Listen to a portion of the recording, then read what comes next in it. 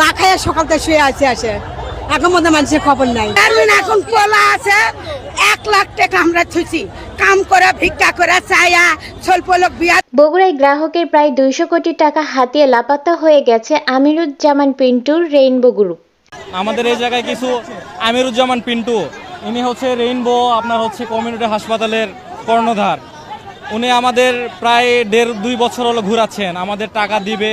আমরা ইনভেস্ট করছিলাম আপনার হচ্ছে একটা মান্থলি, তারপর হচ্ছে বাৎসরিক একটা মুনাফার ভিত্তিতে, একটা ইসলামিক শরীয়ত মোতাবেক মুনাফার ভিত্তিতে ওনার কাছে ইনভেস্ট করা ছিল, কিন্তু উনি আমাদের কিছুদিন চালানোর পর থেকে টাকা দিয়ে অফ করে দিছে। গত সোমবার দুপুরে জেলা শহরের মালগ্রাম খন্দকারপাড়া বসতবাড়ি ও কলোনির রেইনবো হসপিটালের সামনে বিক্ষোভ করেন গ্রাহকরা। কেউ ডিপিএস করছে, কেউ নগদ টাকা তোছে, এইরকম ব্যাংকের মাধ্যমে যেরকম এরকম ভাবেই টাকা তোছে। বিকেল 3:30টায় বগুড়া ঢাকা মহাসড়কের কলোনিতে 6 শতাধিক আমানতকারীরা সড়ক অবরোধ করেন। বিকেল 4:30টা পর্যন্ত এই অবরোধ চলছিল। মানুষের বাসায় কাম করে এখানে থুছি। বগুড়া শহরের গালাপট্টির আফা প্লাজায় রেইনবো মাল্টিপারপাস কোঅপারেটিভ সোসাইটি অফিসে বিভিন্ন উপজেলা থেকে প্রতিদিনই ভিড় করছে ভুক্তভোগীরা। তারা আমানত ও তাদের লঙ্গির লভ্যাংশ চাইতে বিড়ম্বনায় পড়েছেন। এরকম বলে কিন্তু টাকা তো দিচ্ছে না। 5 বছরকার মেয়াদ শোধ হয়ে গেছে, তারপরেও টাকা দিচ্ছে না। তারপরে আবার 2 লাখ টাকা তুলছি, সে তিনি ডিপেস খুলেছি, আবার এদের ডিপেসটা খুলেছি, টাকা আমি বার দিয়ে যায়নি।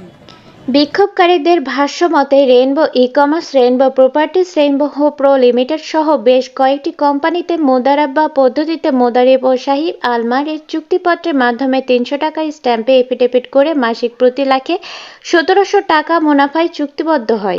উচ্চ হারেই লভ্যাংশটা দিয়েছে, হচ্ছে 1 লক্ষ টাকায় মাসে 1700 করে টাকা দিয়েছে। এটা মানে উচ্চ হারে। বেশ কিছুদিন মাসে লভ্যাংশের টাকা দিলেও গত 2024 সালের মাঝামাঝি থেকে লভ্যাংশ দেওয়া থেকে বিরত রয়েছে। বর্তমান সময়ে টাকা দেওয়ার নাম করে শুধু তারিখের উপর তারিখ দেওয়া হচ্ছে, আর আমানতকারীরা রেইনবো হসপিটালে এসে বিভৎস হেনস্থার শিকার হচ্ছে। টাকা এলো জনগণের টাকা, 1 বছর হচ্ছে ডেট লিখছে, দিচ্ছে না। আজকে 10টার দিকে দেওয়ার কথা, স্যার খোঁজ খবর নাই, আমরা 10টার টাকা বসে আছি। এদিকে আমিরুজ্জামান পিন্টুর সাথে যোগাযোগ করা হলে তিনি ফোন ধরেননি এবং তার সাথে কথা বলা সম্ভব হয়নি।